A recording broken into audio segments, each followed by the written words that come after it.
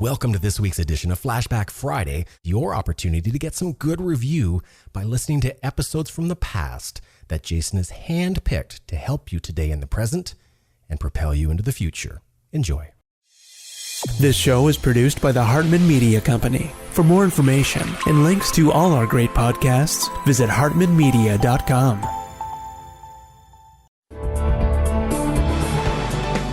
Welcome to Creating Wealth with Jason Hartman. During this program, Jason is going to tell you some really exciting things that you probably haven't thought of before, and a new slant on investing. Fresh new approaches to America's best investment that will enable you to create more wealth and happiness than you ever thought possible. Jason is a genuine, self-made multimillionaire who not only talks the talk, but walks the walk. He's been a successful investor for 20 years and currently owns properties in 11 states and 17 cities. This program will help you follow in Jason's footsteps on the road to financial freedom. You really can do it. And now, here's your host, Jason Hartman, with the complete solution for real estate investors. Welcome to the Creating Wealth Show. This is your host, Jason Hartman. This is episode number 431. Thank you so much for joining me today from beautiful Boulder, Colorado. Yes, Boulder, Colorado.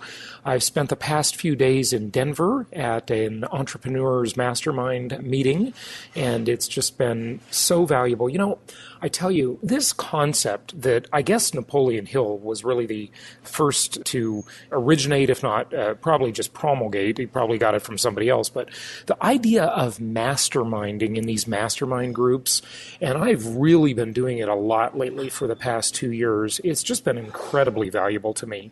So if you are not in a mastermind group, I would encourage you to get together with a few of your friends or get involved in some things like this in some form or another. It may be online, it may be virtual.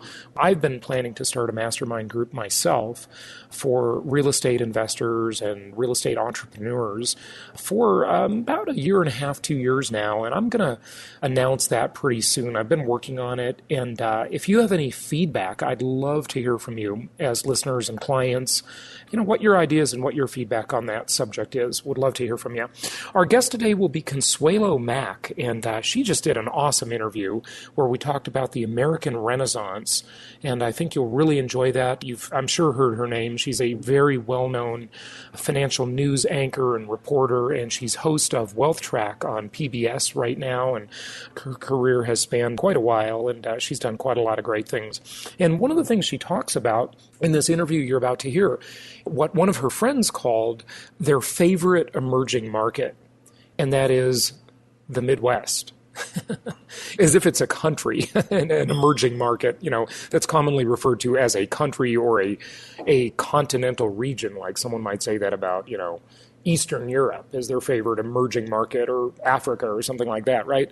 And here they're talking about it as the Midwestern United States, which is quite interesting. So the head of this group just walked in.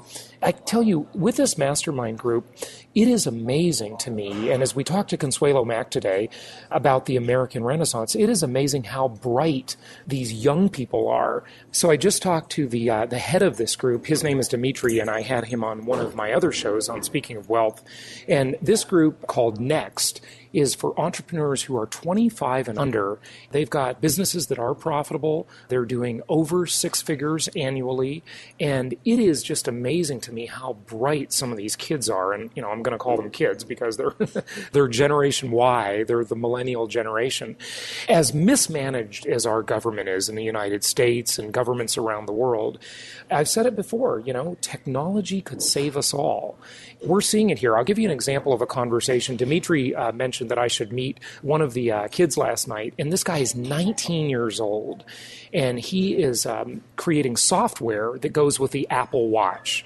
And this software is basically going to monitor people's heart rates as the Apple Watch does, but it's going to monitor them for certain things. And they've discovered that just with heart rate only data, that can make up about a 70%, I guess I want to say that, am I saying it right, but a 70% accuracy in terms of what kind of stress level that person is experiencing, what are their chances of fainting or having a high blood pressure episode, and predict this 10 minutes in advance.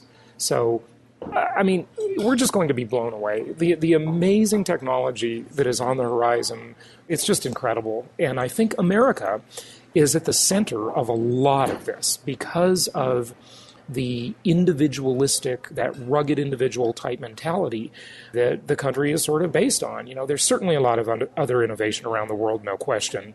You see what's going on in Israel and in Asia and in Europe. There's no shortage of innovation, okay? It's worldwide. But I think America kind of holds a special advantage here in a lot of ways. And I certainly have more than enough complaints about America and enough criticisms, but there are some great things going on at the same time. So I'm going to get to my mastermind meeting here. I'll be here till Wednesday. Oh, but one more thing I wanted to say about Boulder that's kind of interesting. Many of you have probably been to beautiful Boulder, Colorado, which is where I am for the next couple of days. And of course, you know, with the recent untimely death of Robin Williams, the show that made him famous, Mork and Mindy, you know, remember that show from years ago? If not, Google it. You can find some YouTube videos. The show that made him famous was filmed here in Boulder. It took place in Boulder, Colorado. It reminds me of that riddle that I always talk about in the Creating Wealth Bootcamp. I always say, what do you call a developer? It's someone who wants to build a house in the woods or at the beach. And then I say, well, what do you call an environmentalist? Somebody who already has a house in the woods or at the beach. You know, it's that old NIMBY syndrome, not in my backyard. And Boulder typifies that extremely well. And when you look around here, I mean, real estate prices are very, very high. Aspen is the same way. A lot of these mountain towns where you have this big environmental movement. So I looked around at real estate here yesterday, of course. I already knew in advance what I was going to see, which wasn't positive for investors. When I was on the way back from Singapore and Thailand a couple of months ago, I sat next to a guy on the plane that owned a bunch of rental properties in Boulder. And the rent-to-value ratios in a place like this are nothing short of awful. So, you know, you'd get a $450,000, 1,100 or 1,200 square foot condo here, or maybe a detached home if it's on the outskirts, and it would rent for $1,800 to $2,000. So less than 0.5 RV ratio. That's literally as bad as anything in California, Orange County, LA, my old hometowns. The quote, the Jason Hartman quote you want to remember for this is, invest in places that make sense so you can afford to live in places, beautiful places like Boulder, that's just one example of many, that don't make sense. Invest in places that make sense so you can afford to live in places that don't make sense. Welcome to this week's edition of Flashback Friday, your opportunity to get some good review by listening to episodes from the past that Jason has handpicked to help you today in the present and propel you into the future. Enjoy. So that's my reminder for the day for you. So before we get to our guest, Consuelo Mack, I want to remind you, join us for the Birmingham property tour. I made my flight reservations a few days ago, and I do have to say you want to do this quickly because we are getting close to the holiday season, and those flights start filling up, and they do get a little more expensive. So be sure to book your flight for the Birmingham property tour ASAP. I know many of you have registered, and we look forward to seeing you. The weekend before Thanksgiving, we'll have the Creating Wealth in Today's Economy Bootcamp. That's on the 22nd of November. And then on the 23rd, we will have the property tour where you will see what I call minimalist management, bulletproof properties. So I think you'll enjoy that very, very much. Okay, let's get to our guest. Here's Consuelo Mack. It's my pleasure to welcome Consuelo Mack to the show. She is host and executive producer of WealthTrack on PBS and former managing editor and anchor at the Wall Street Journal of the weekly syndicated business program, The Wall Street Journal Report. Consuelo, welcome. How are you? Thank you, Jason. I'm fine, and thank you for spending some time with me. The feeling is mutual. Thank you. It's great that you're joining us, and I assume you are located in New York today. Is that correct? Yes, I am. I always like to give our listeners a sense of geography because they're all around the world. One of the things that you've been covering and thinking about lately, and I just love this, by the way, is this idea of an American Renaissance. And there is so much innovation going on. I think without a doubt, America still leads the world in innovation. innovation. Maybe that rugged individualism concept here is just so ingrained in all of us that it helps create innovation. And look at what's going on in energy, the possibility of exporting oil, actually. My God, is that a switch or what? What are your thoughts on this renaissance? There is a tremendous change going on that's going to be with us for decades, and it's a positive change for Americans. It's also a positive change, I think, quite frankly, for the world. And that is, for the last 10 years or more, we have been covering on WealthTrack something we've called the New World Order. And unfortunately, the New World Order was that China was taking over as the driver of world economic growth. It surpassed Japan as the world's second largest economy several years ago. It was rapidly growing. It was catching up to the U.S., and it seemed as if, the U.S. was not quite standing still, but was certainly in a sluggish growth mode, that China was just going to take over everything. That has completely changed, and I am glad of it. Right now, there are several leading economists on Wall Street who are saying that the New World Order has become the Old World Order, and in fact that the U.S. is now and will be the driver of world economic growth for the foreseeable future. And we're talking about a long-term trend. There are a couple of reasons for this. And one is that you alluded to. Number one, we have an energy renaissance in the U.S. with the unleashing of new resources in petroleum-based products in both natural gas and oil, with fracking and the unleashing of the oil and gas in shale formations, which is just a revolutionary technology.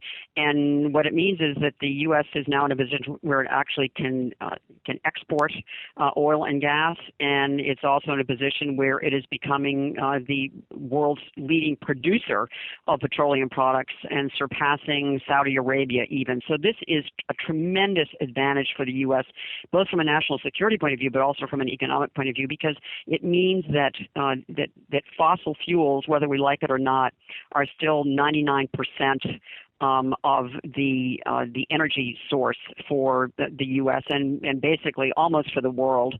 And it means that our energy supplies are going to be plentiful and they're going to be cheaper. It gives us a tremendous competitive advantage. The second thing that's happening, and it's related to this, is that there is a huge manufacturing renaissance going on. There's a wonderful economist named Nancy Lazar, who is the head of a firm called Cornerstone Macro, and she's been perennially ranked as one of the Wall Street's top-ranked economists, and she calls the Midwest her favorite emerging market. And what is happening, isn't that great? Your favorite emerging market. And so the Midwest, because of this energy renaissance, and also because of the fact that we do have a system based on law that, well, all around the world, in China especially, wages and costs of doing business have gone up. And there's not transparency. There are tremendous corruption problems. There are tremendous pollution problems. That the U.S. is suddenly looking like a pretty darn good place to do business. And we are actually seeing manufacturers repatriating. U.S. manufacturers are repatriating to the U.S. and specifically to the Midwest because the infrastructure is there for manufacturing. And we're also seeing major foreign manufacturers looking at the U.S. and actually building plants here as well and leaving where they used to be, which were places like China and India. So it's this double advantage, and these are long-term lasting trends, and it's just a great story for Americans and I think for the rest of the world.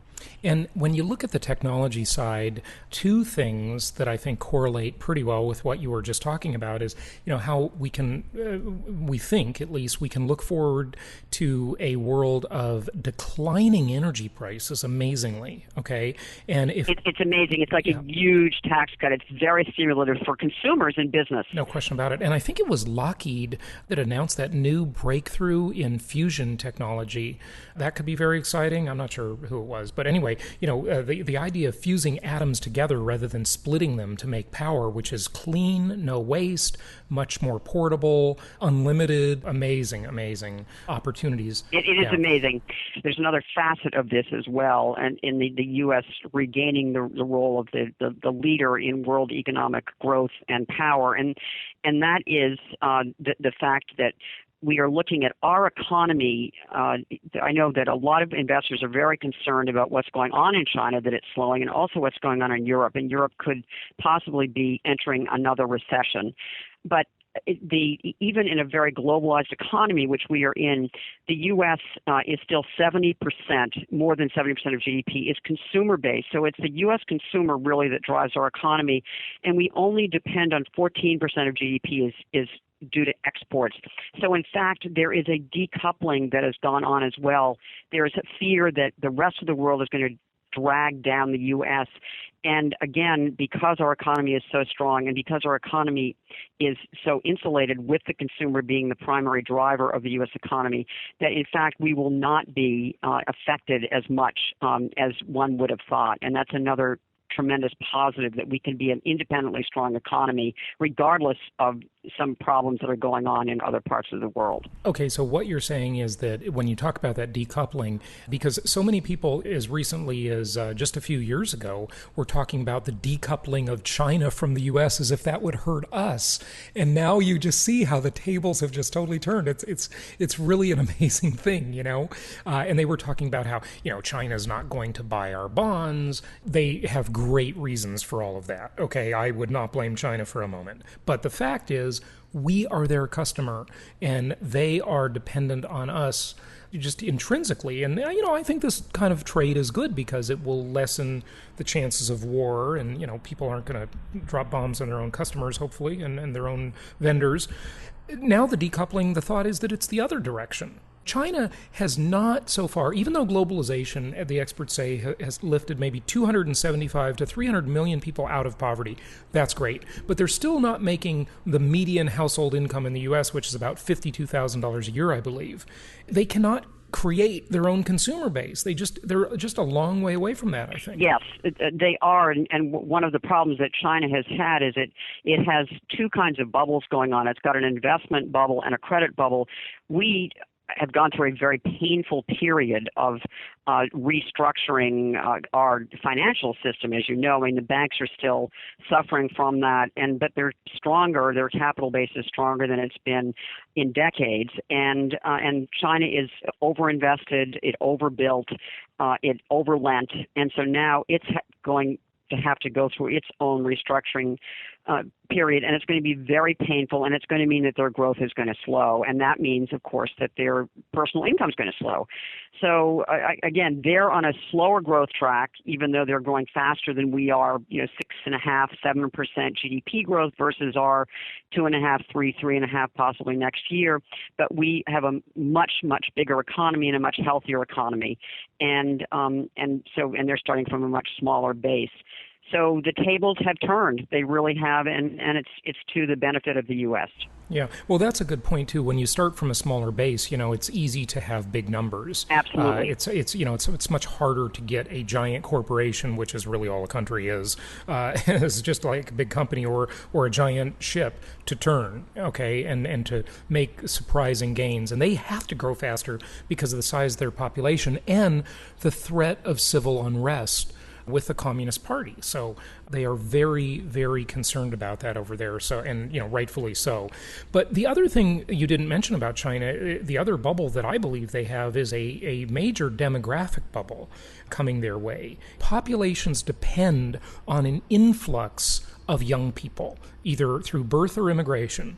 And I don't mean young people as children, I mean young workers who are healthy and hardy and, willing to work hard. Granted, we can bemoan Gen Y all day long, okay, but that's kind of another discussion, who are going to work and advance themselves and make their way in the world, and they're going to start spending and forming families as they do that and buying things and buying houses and upgrading their lifestyle all the way along. And China, you look down the road 10, 15 years, and there is a gaping hole coming at them. Exactly, and the demographic problem is that one-child policy, which basically meant that there are many more men than there are women, which is just terrible how that happened. That's not good. Right. And now the Chinese leadership has awakened to the fact that has occurred, but you're absolutely right. There's an entire generation of Chinese men that can't find wives and set up those families that you just described that are so critical to the health and the growth of an economy.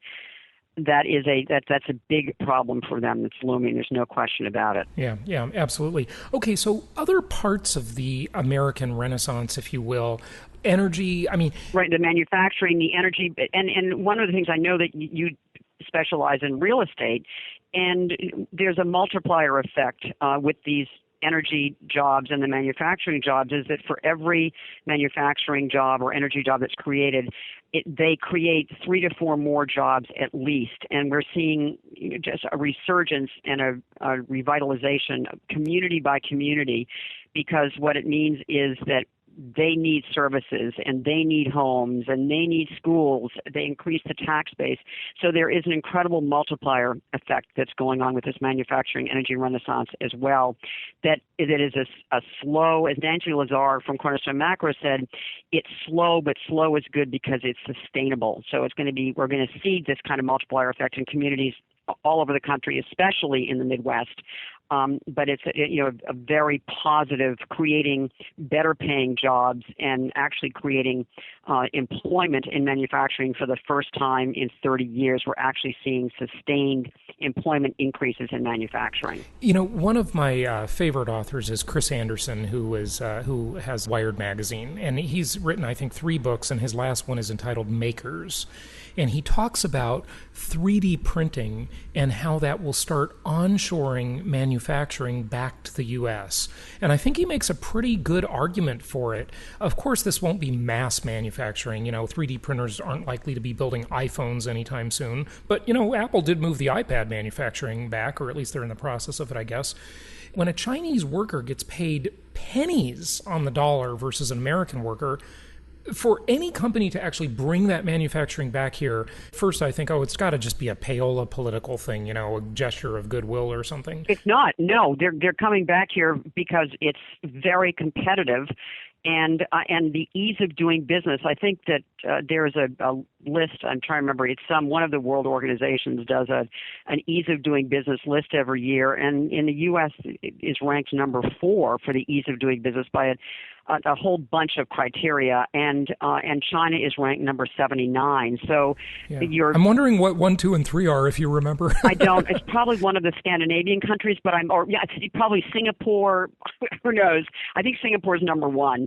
But they're small countries, and we're talking about definitely the top-ranked largest country by far. Yeah, that's interesting. And I would agree with you. My friends that do business in China, I've got one friend that builds hotels there, another who's in manufacturing there, and they say it's, of course, every culture has their own customs and their own way, but they do complain about the difficulties of doing business there. So that's an interesting point, too. 3D printing, that could really bring a lot of this small, mass customized manufacturing back to the U.S. I think that's a pretty exciting part of the trend. And what you didn't mention when you were talking about energy prices declining, I tell you, I make a big deal out of this. It's the self-driving car. Now, I think that could dramatically save on fuel cost and just do all sorts of things for reduced fuel consumption. Because of the efficiency of self-driving cars, and that, it's like a computer network that just works efficiently. Ultimately, we're, in 10 years, that's going to be pretty prevalent. Well, I completely agree with you. I just actually had a very interesting conversation with Tom Gardner, who's one of the co-founders of the Motley Fool, about the fact that we're going to see a lot of software that is being developed, and largely most of it being developed in the U.S., which is one of the points that you made earlier as far as the advantages that we have in creativity and entrepreneurship and technology. We are still the country that is the most creative and innovative, and foreign workers come here because they recognize that it's a very fertile, creative place to work. But we were talking about all of the different industries that are going to be automated, including the financial services industry. And certainly the self-driving cars. Even though I love to drive and would have a hard time giving up the wheel, but that is definitely in our future, and that's another game changer. And the 3D manufacturing is just incredible. We're trying to figure out how to invest in it, and it's such a new industry that it's difficult to pick winners.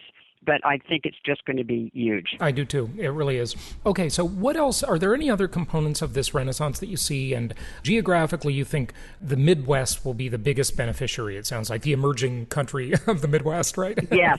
Like how you said that. And what was so cute is that Nancy Lazar, again, I keep quoting her because she really is the one who coined the phrase, my favorite emerging market is the Midwest.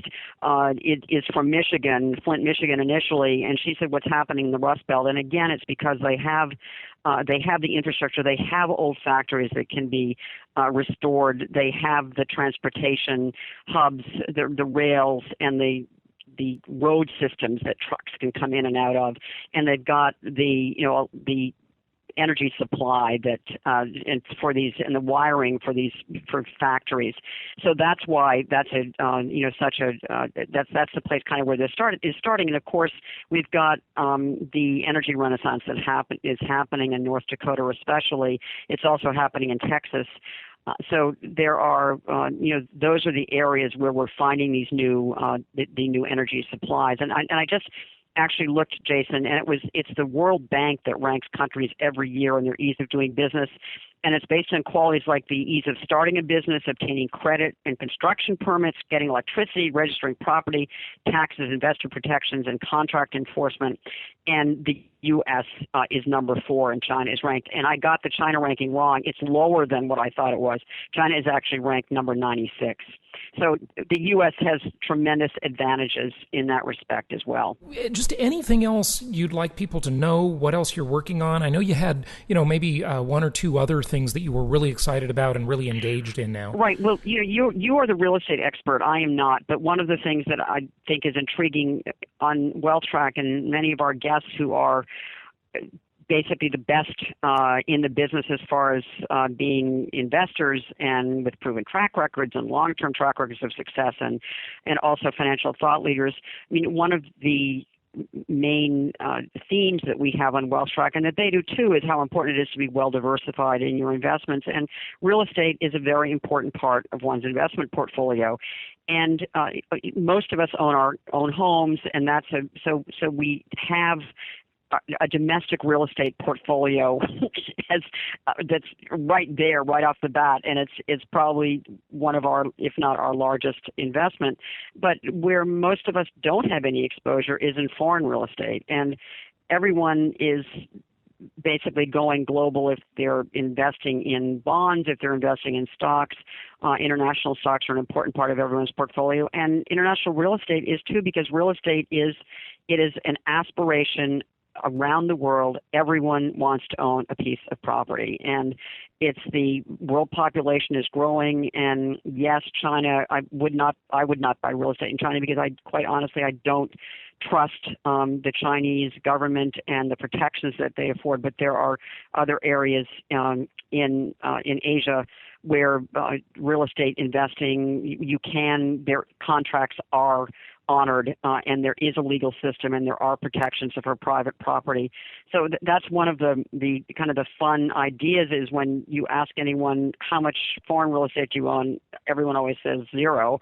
And actually, foreign real estate investment trusts or whatever run by reputable firms can probably be a good portfolio diversifier. So that's one of the ideas that has come up on WealthTrack several times. Consuelo, I have another show in our network, and I'm my little mini media empire here, it's called the Jet Setter Show. The tagline is exploring lifestyle-friendly destinations worldwide. I've been very fascinated by foreign real estate investment opportunities for many years. I've been to 73 countries now, just returned from Peru, my 73rd.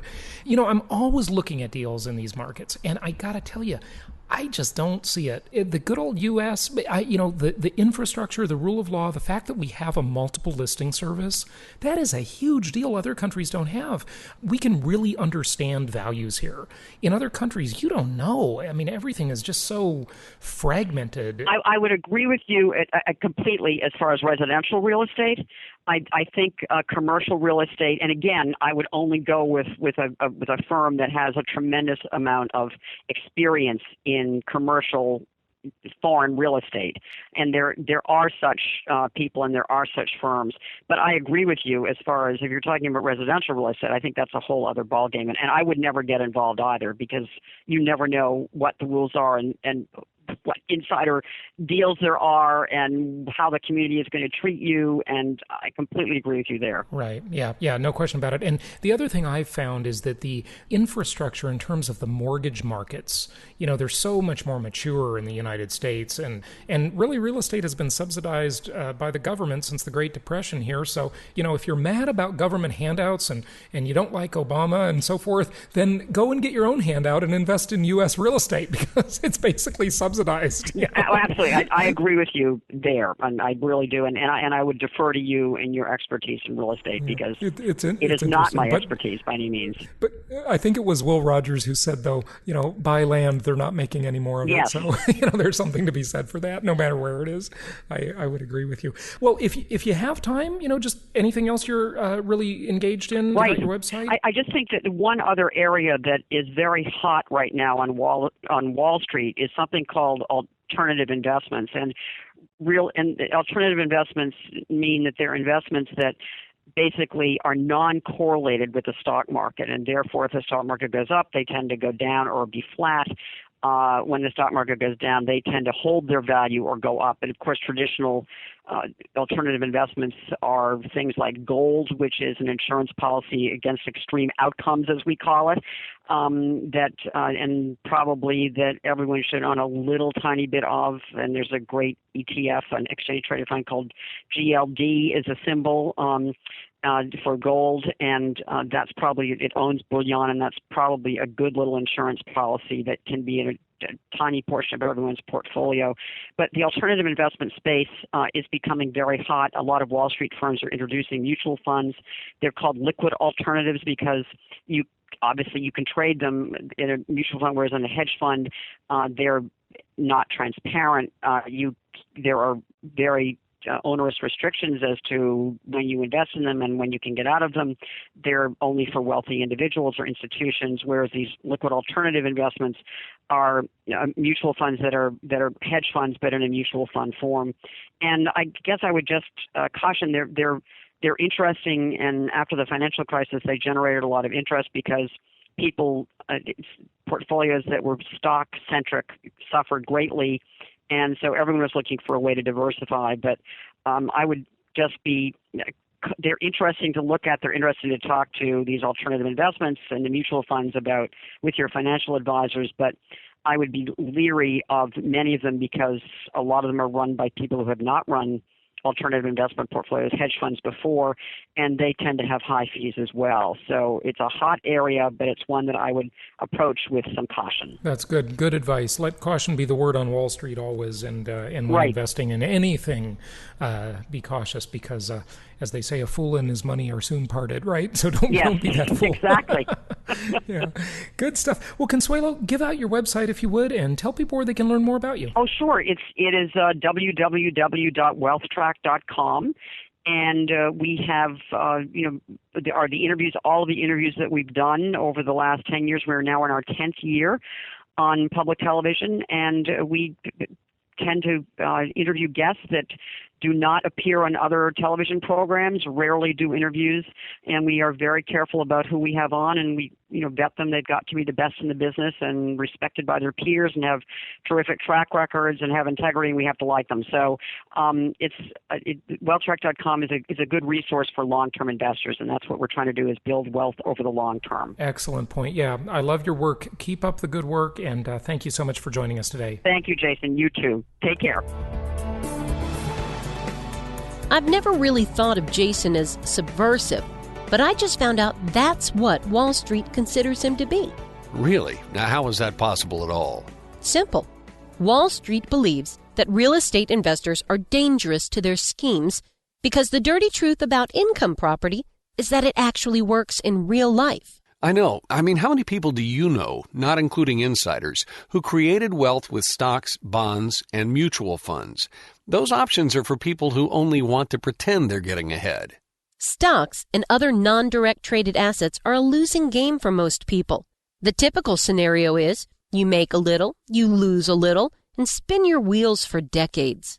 That's because the corporate crooks running the stock and bond investing game will always see to it that they win. This means, unless you're one of them, you will not win. And unluckily for Wall Street, Jason has a unique ability to make the everyday person understand investing the way it should be. He shows them a world where anything less than a 26% annual return is disappointing.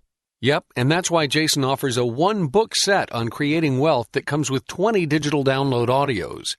He shows us how we can be excited about these scary times and exploit the incredible opportunities this present economy has afforded us. We can pick local markets untouched by the economic downturn, exploit packaged commodities investing, and achieve exceptional returns safely and securely. I like how he teaches you how to protect the equity in your home before it disappears and how to outsource your debt obligations to the government. And this set of advanced strategies for wealth creation is being offered for only $197.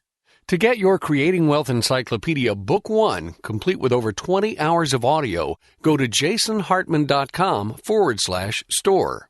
If you want to be able to sit back and collect checks every month, just like a banker, Jason's Creating Wealth Encyclopedia series is for you.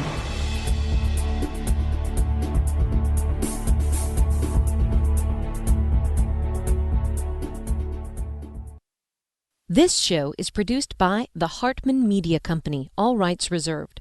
For distribution or publication rights and media interviews, please visit www.hartmanmedia.com or email media@hartmanmedia.com.